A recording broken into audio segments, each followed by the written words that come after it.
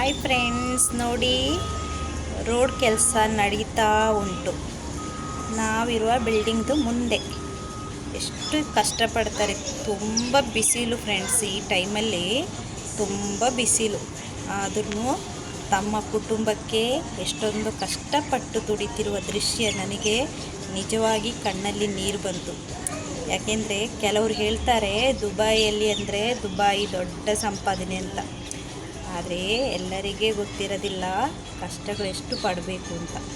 So ಫ್ಯಾಮಿಲಿಯವ್ರಿಗೂ ಕೂಡ ಈ ಕಷ್ಟಗಳನ್ನು ತಿಳಿಸದೆ ಇವರು ದುಡಿತಾರೆ. ನೋಡಿ ರೋಡ್ ಕೆಲಸ ಎಷ್ಟು ಚೆನ್ನಾಗಿ ಆಗ್ತಾ ಉಂಟು ಅಂತ ನೋಡಿ ಫ್ರೆಂಡ್ಸ್. ಬ್ಲೆಸ್ಸಿಂಗ್ ಮಾಡಿ ಅಷ್ಟೇ ಸಾಕು.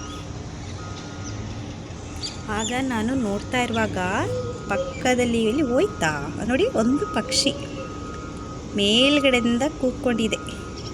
ಸೊ ನಾವಿರುವ ದೃಶ್ಯಗಳಂದರೆ ಇಲ್ಲಿಂದ ನೋಡಿದರೆ ತುಂಬ ಚೆನ್ನಾಗಿ ಕಾಣುತ್ತೆ, ಬಟ್ ಬಿಸಿಲು ಜಾಸ್ತಿ.